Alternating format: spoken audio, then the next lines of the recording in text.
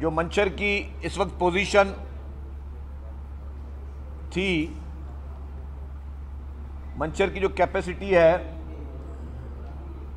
वो 120 RL है, reduce level है, और उससे 2.5 RL ऊपर जा रहा था इस वक्त मंचर, और वो पानी डायरेक्ट दरिया में जा रहा था। लेकिन जो तेज़ हवाएं रात से चल रही थी, तो तेज़ हवाओं की वजह से पानी जो है वो ओवरफ्लो भी, क्योंकि वो अपने लेवल से ऑलरेडी ऊपर था, वो ओवरफ्लो भी हो रहा था।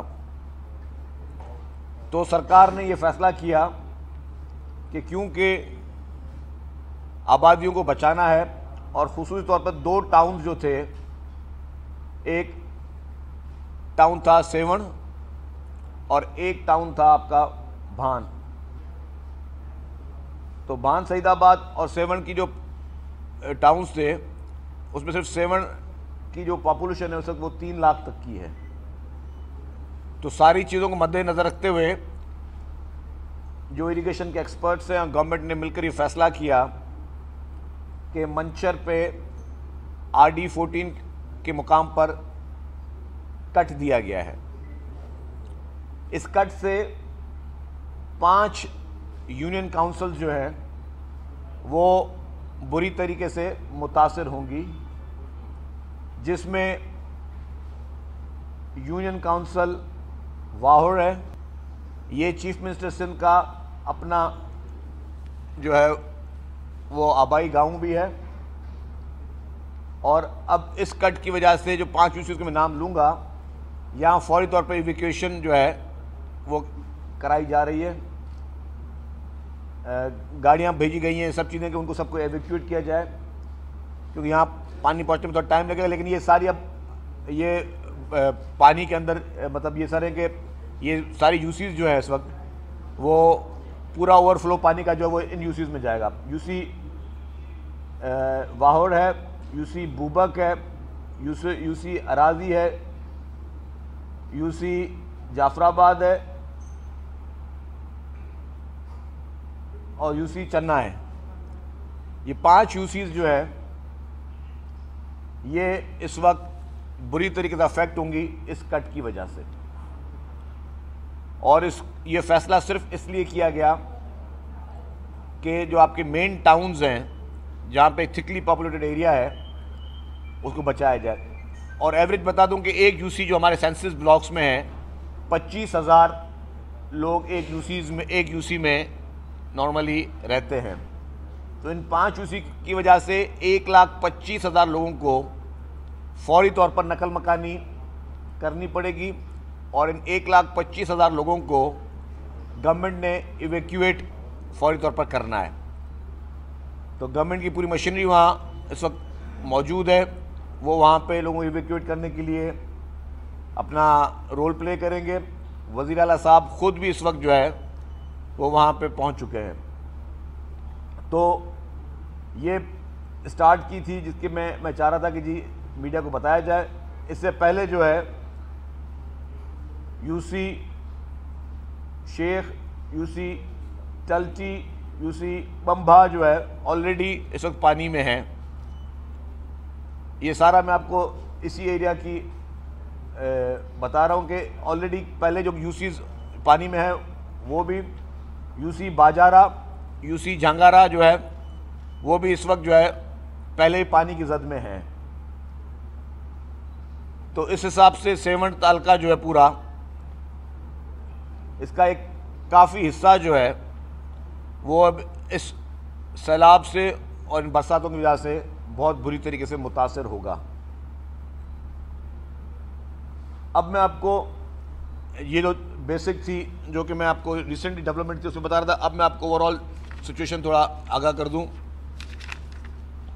गुड्डू बैराज जो है उस पर इस वक्त इनफ्लो है वो 553.2 है।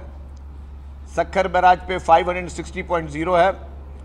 कोटड़ी बैराज पर 513.7 है। जो आउटफ्लो है वो गुड्डू बैराज पे 553 है, 53.2।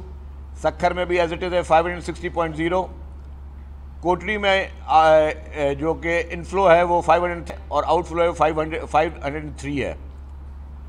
आज तक जो टोटल सिंध में डेथ्स हो चुकी है, जो आज का फिगर है वो है 563 और इंजर्ड लोगों का जो फिगर है वो अराउंड 22,000 है। अच्छा, मैंने पहले भी कहा था और हर प्रेस कॉन्फ्रेंस में मैं ये इसको वादे करता हूँ कि जी ये जितनी भी फिगर दी जाती हैं आपको टेंटेटिव फिगर्स दी जाती हैं, क्योंकि जो सैलाब की और बरसात के बाद जो तबाहियाँ हैं वो डे बाय डे जारी हैं। और जैसे ही पानी किसी नए गांव में एंटर होता है, जैसे ही पानी किसी नए शहर में एंटर होता है तो वो अपनी तबाहकारियाँ शुरू करता है। तो ये सारी टेंटेटिव फिगर्स हैं। हाउस डैमेज जो है वो 1.5 लाख से ऊपर है और रिलीफ कैंप्स में जो है जो लोग हैं, अब वो भी day by day figures change होती जा रही हैं। वो 67,28,070 लोग जो है, सॉरी 6,72,870 इस वक्त पॉपुलेशन जो है वो रिलीफ कैंप्स में है। इसमें मैं आपको थोड़ा मजीद एक चीज़ वाज़ेह कर दूं।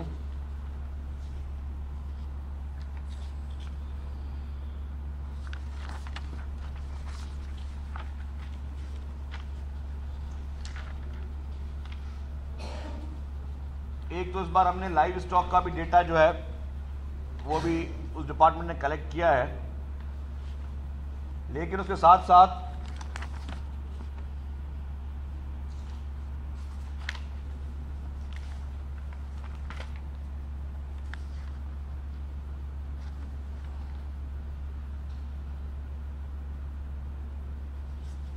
लाइव स्टॉक का अगर मैं डेटा भी आपके साथ शेयर करूं तो टोटल जो जानवर इस वक्त तक जो जानवरों की मोर्टेलिटी रेट है 10,133 जो है। इसमें फिगर्स में मेरे पास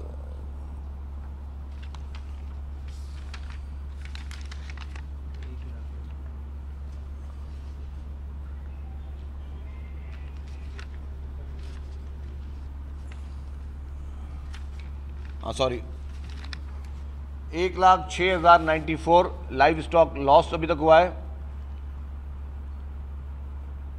और जो एनिमल्स जो है जो ग्रैंड लॉस हुआ है सब एनिमल्स का, जिसमें बीमारियां और सब चीज़ें शामिल हैं,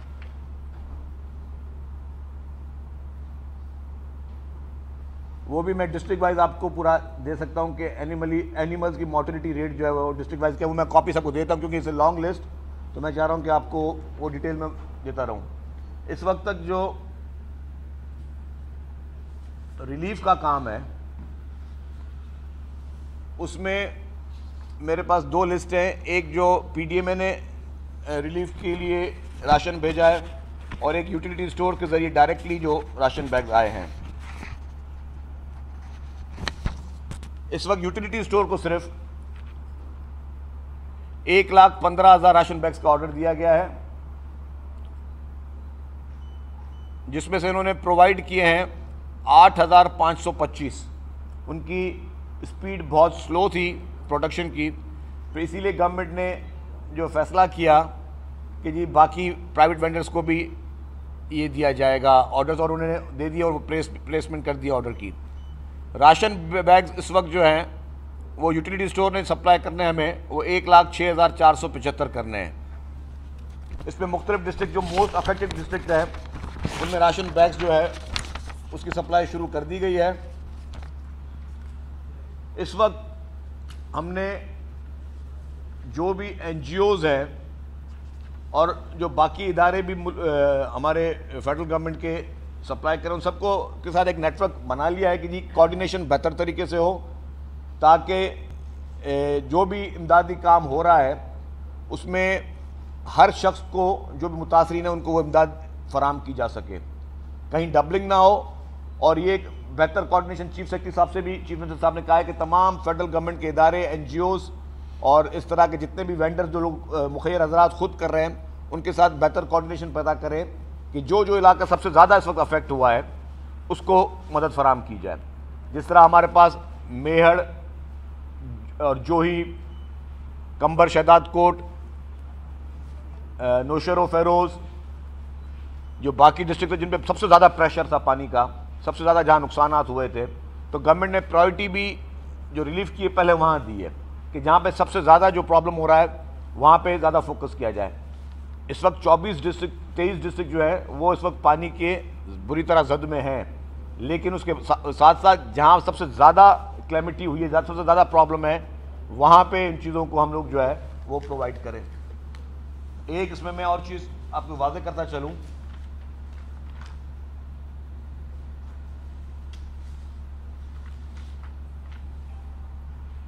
कि इस वक्त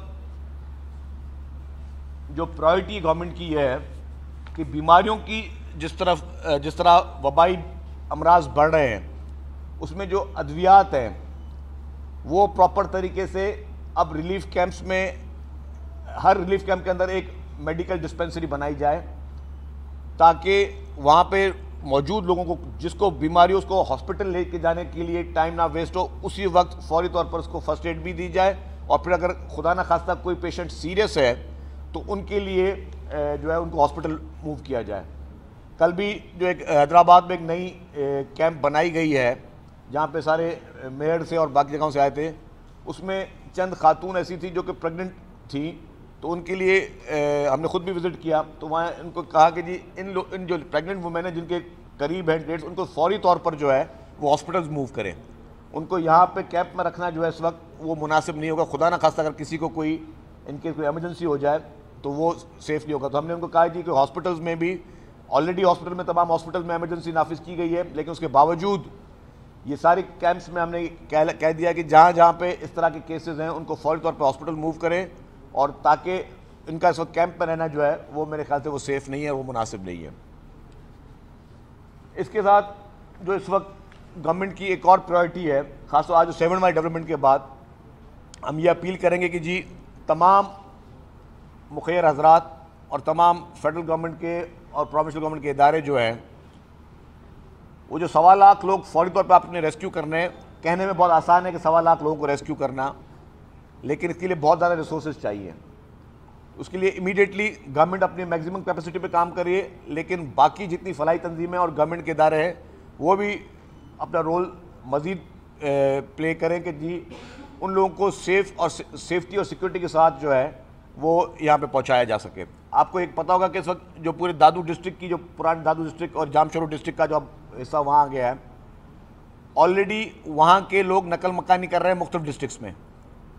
रूरल एरिया में हमारे पास हैदराबाद में भी, सिटी में भी ऑलरेडी जो है वो वहाँ के लोग जो है वो नकल मकानी कर रहे थे। अब जो नया ये प्रेशर पड़ेगा कि ये 1.25 लाख लोग जो है जो वहाँ से अफेक्ट होंगे, इनको भी नेबरिंग डिस्ट्रिक्ट्स में जहाँ पर पानी की पोजीशन, जहाँ पे सूरत-ए-हाल कुछ बेहतर है, वहाँ पे इनको फौरी तौर पर मूव किया जाएगा। तो इसके लिए भी अब मज़ीद हम एमरजेंसी पे आज और मीटिंग्स करेंगे, इनके लिए मज़ीद रिलीफ कैंप्स बनाएंगे। मज़ीद अगर हमें एवैक्यूएशन करवानी पड़ी स्कूल्स में, कॉलेजेस में या यूनिवर्सिटी में, अभी एमरजेंसी बुनियाद पर वो सारे इक़दाम लिए जाएंगे कि जितने मुतासिर आ रहे हैं उनको कोई तकलीफ़ ना हो। मज़ीद टेंट सिटीज़ कायम की जाएंगी जितने भी ड्राई एरियाज़ हैं, और गवर्नमेंट का पूरा फोकस होगा कि उन इलाकों को फौरी तौर पर इवैक्यूएट किया जाए जहाँ पे हम इन लोगों को हमें आबाद करना है। तो इस वक्त प्रेशर जो है डेफिनेटली वो बहुत ज़्यादा है गवर्नमेंट पे, लेकिन गवर्नमेंट अपनी फुल कैपेसिटी के साथ, और जब तक कि ये सारा प्रोसेस ख़त्म नहीं हो जाता और ये जितने भी मुतासरीन हैं इनको वापस रिहेबिलिटेट करके वापस नहीं पहुंचाया जाता अपने मकामात पर, अपने जो घरों तक, तब तक जो है गवर्नमेंट का ये प्रोसेस पूरा जो इमरजेंसी का है वो जारी रहेगा। मैं इसको फिर रिपीट करता हूं कि हमारा फर्स्ट प्रायोरिटी है रेस्क्यू करना है पहले उन लोगों को कि खुदा न खास्ता वो जानी नुकसान ना हो। नंबर 2 है उनको फौरी तौर पर रिलीफ पहुंचाना, और रेस्क्यू और रिलीफ जैसे ही कंप्लीट होगा उसके बाद हमारा है कि जी फिर इनकी रिहेबिलिटेशन में काम करेंगे जब मुकम्मल तौर पे वो इलाके जो है वो क्लियर हो जाएंगे। तो इस वक्त ये प्रायोरिटी है। और हमारी भी ये कोशिश होगी कि पब्लिक को, मीडिया को, पूरे पाकिस्तान को और इंटरनेशनल कम्युनिटी को हम डे टू डे रोज़ाना की बुनियाद पर ये ब्रीफिंग्स दें, उनको डेली के बुनियाद पर आगाही दें कि इस वक्त क्या इक़दाम गवर्नमेंट की तरफ से किए जा रहे हैं और गवर्नमेंट की तरफ से हमारी प्रायोरिटीज़ क्या हैं। जैसे मैंने कहा कि एमरजेंसी में अभी 1 घंटा पहले, आधा घंटा पहले फैसला हुआ कट का, फौरी तौर पर हमने प्रेस कॉन्फ्रेंस करके आपको आगाह किया, जी ये गवर्नमेंट ने फैसला किया है, इस वजह से किया है कि जो टाउन्स हैं वहाँ पे आबादी ज़्यादा है, उन टाउन्स को बचाया जाए, वहाँ पे कोई जानी नुकसान ना हो। और फिर जो यूसीज थी 5, जिसमें वज़ीर आला सिंध की अपनी यूसी भी शामिल थी, उसका अपना गांव भी शामिल था, उस एरिया पे कट को प्रेफर किया गया कि वज़ीर आला का अपना गांव भले डूब जाए लेकिन वो जो शहरी आबादी है वहाँ पे कोई नुकसान ना पहुँचे। तो ये थी कुछ गुजारिश था। अब अगर आप लोगों के दोस्तों को जो सवाल आते हो तो बताना।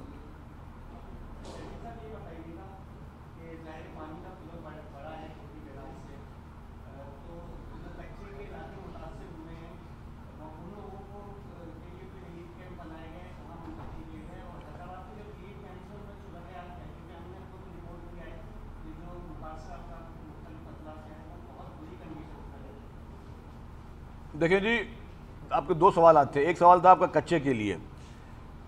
एक तो कच्चे के इलाके में जो लोग मुतासर हो रहे हैं उनको भी हम मुतासरा कैंप पे दे रहे हैं, वो भी जितने हमारे रिलीफ कैंप से उसमें वो रह सकते हैं। डिस्ट्रिक्ट एडमिनिस्ट्रेशन मुकम्मल तौर पर मौजूद है। कच्चे के इलाके के लोगों के लिए कोई ख़ास आपने कहा कैंप, उनके लिए कोई ख़ास कैंप नहीं बनाई गई, लेकिन जो हमारे रिलीफ कैंप्स हैं उसमें वो रब्ता करके आके रह सकते हैं, कोई उनको मना नहीं है। जहाँ तक आपने बात की, आपका दूसरा सवाल था कि भाईजान दूसरा सवाल आपका क्या था? हाँ, कैंप्स के हालात। कल भी हमने सारे कैंप्स में विजिट किया है। चंद लोग जो थे वो अपने बिस्तरे वगैरह लेके आए थे, कुछ लोग अपने बिस्तरे वगैरह नहीं लेके आए थे। तो गवर्नमेंट ने जो टेंट देना है, मेडिकल फैसिलिटी देनी है और पका पकाया खाना, जो कुक्ड फूड पूरे सिंध में इस वक्त रिलीफ कैंप्स में हम फराहम कर रहे हैं, वो तो गवर्नमेंट प्रोवाइड कर रही है। लेकिन अब कल चंद लोगों ने ये रिक्वेस्ट की कि जी हमें बिस्तरे या चारपाई वगैरह दी जाए, तो वो भी हमने उनको बोला जी कि विदिन 24 आवर्स जो है, मैं बड़े कैंप की बात कर रहा हूँ जो कल नया इस्टेब्लिश किया हमने, तो हमने कहा जी वो भी 24 आवर्स में आपको जो भी चीज़ें अवेलेबल होंगी वो आपको प्रोवाइड करेंगे। इतनी बड़ी तादाद में लोग जब छोड़ के अपने गाँव और सब चीज़ें आते हैं, गवर्नमेंट की प्रिपरेशन जो इमीडिएट थी कि जी खुदा न खासा कोई भी भूखा ना सोए, उसके लिए कुक्ड फूड पूरे सिंध में जो है वो गवर्नमेंट का ये फैसला था कि हर कैंप में प्रोवाइड हो, खाने की कहीं कमी ना हो, कुक्ड फूड की किसी भी इलाके में कोई कमी ना हो, तो वो तो प्रायोरिटी में रखी गई। फिर दूसरा था मेडिकल फैसिलिटीज़, वो भी रखी गई। अब डेफिनेटली कल हमें कुछ ने कहा जी हमारे पास कपड़े नहीं है, डेफिनेटली उनके साथ प्रॉब्लम है, जिनके गाँव डूब गए वो कुछ लोग अपने कपड़े भी नहीं निकाल सके, कुछ लोगों के पास बिस्तरे नहीं, डेफिनेटली उसके लिए भी हम कोशिश कर रहे हैं। तो जो जो चीज़ें रिक्वायर्ड हैं उनके लिए हमने कहा कि जी हमारी पूरी प्रायोरिटी होगी कि उन कैंप्स में वो फैसिलिटीज़ हम प्रोवाइड करें।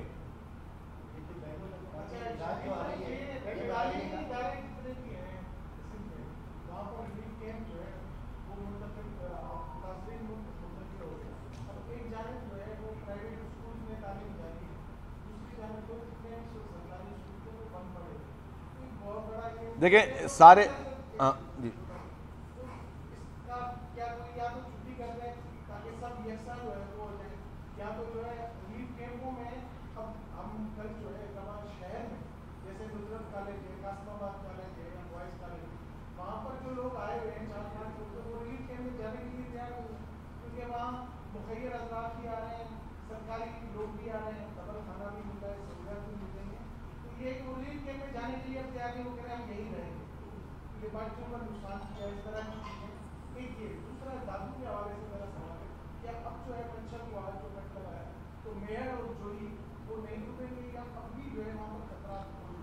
देखिए जी, पहले मैं आपका आखिरी सवाल का जवाब देता हूँ, फिर पहले सवाल पे आता हूँ।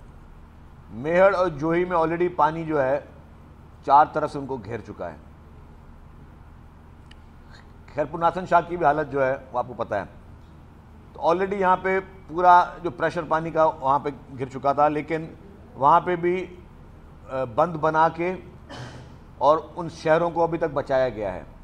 और अभी भी जो फैसले किए गए हैं कि अभी भी आप जो मैंने सेवन की बात की आपको या भान सईदाबाद की, उनको भी उधर भी बंद बनाए गए हैं।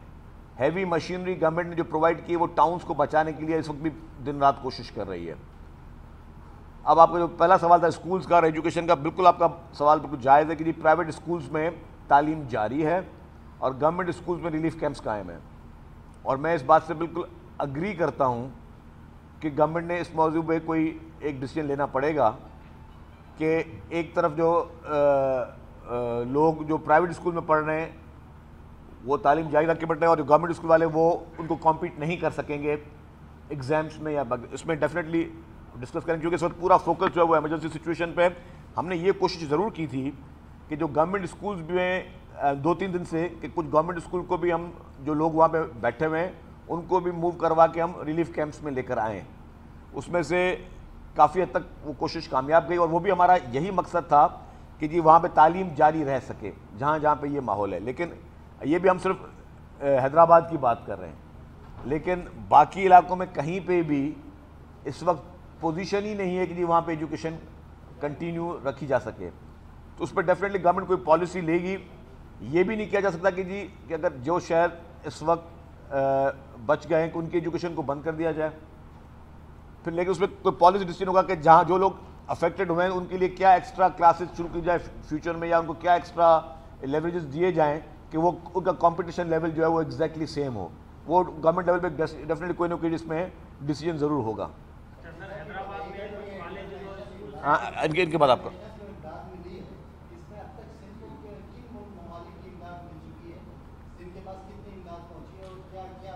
देखिए जितनी भी इंटरनेशनल इमदादें आ रही हैं वो सारी जो है वो एनडीए में उसको डील कर रही है और एनडीए में वफाकी इदारा है। अब वो एनडीए में ने डेफिनेटली वो भी डिस्ट्रीब्यूशन के काम में आगे हैं और जिस तरह मैंने पहले स्टार्ट में कहा कि इस वक्त प्रायोरिटी हमने चीफ सेक्रेटरी साहब के थ्रू और बाकी ये बनाई है कि जी एनडीए में पीडीए में ये सब जो है एक कोऑर्डिनेशन के साथ काम करें, डिस्ट्रिक्ट गवर्नमेंट के साथ कोऑर्डिनेशन के साथ काम करें ताकि एग्जैक्टली पता चले कि जी कहाँ पे इलाके ज़्यादा मुतासर हैं, कहाँ पे प्रोविंशियल गवर्नमेंट ने इमदाद दी है, कहाँ पे फेडरल गवर्नमेंट ने दी है, कहाँ पे एनडीए में ने दी है, कहाँ पे जो है वो किसी एनजीओ ने दी है, ताकि हर इंसान को कैटर किया जा सके और कहीं रिपीटेशन ना हो और कहीं ये ना हो कि जी खुदा ना खासा कोई आदमी रह जाए।